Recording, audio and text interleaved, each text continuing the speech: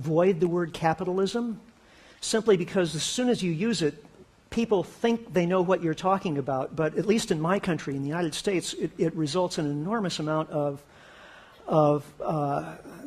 confusion, actually, because people think that if you're against capitalism somehow, then you must be for state socialism or communism. You know, I don't think that any of the economic systems of the 20th century will actually serve us in the 21st century. We're going to have to reinvent the economy.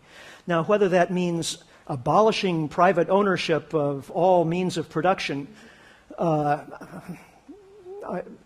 kind of doubt if that's really going to be the way we go. It certainly wasn't the path to health and happiness for millions of people in the socialist world during the 20th century. The Zeitgeist movie, I think, has some very good ideas, but you know, there are a number of organizations that have come up with I think, very good critiques of our current economic system and alternative plans, and that's only one of many that I would point to. So I'm just in year 10 studying commerce, so if the question's a bit off topic, sorry if it doesn't make sense, but is our addiction to cost-effective economic growth a path to deconstruction of what it was designed to create? I'm sorry, I don't. Yeah. Could you restate that? So, is our addiction to cost-effective growth a path to destruction of what it was designed to create? Right. Okay. Well, yeah. In a sense, I guess so.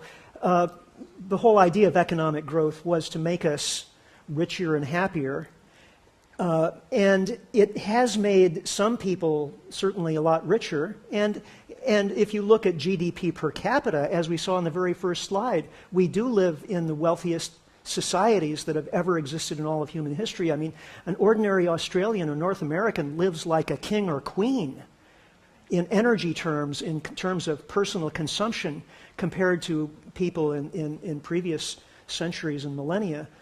But are we happier as a result? That is another question. And I think once basic human needs are satisfied, once we have enough energy to keep ourselves warm when it's cold outside and cook our food, once those basics are covered and we have enough to eat and shelter and so on, then there's not that much correlation between further consumption and satisfaction in life. So economic growth, I think, right now actually is undermining the very things that it was designed to foster. Richard, I'd like to ask you a question. Obviously, Australia is focusing very much on finite resources, digging things out of the ground and exporting them to China, as you mentioned in your speech. And obviously, they do run out.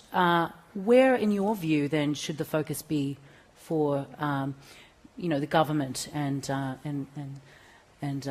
other sort of people in those positions? Well, Australia is going to have to plan its economy for the longer term, right?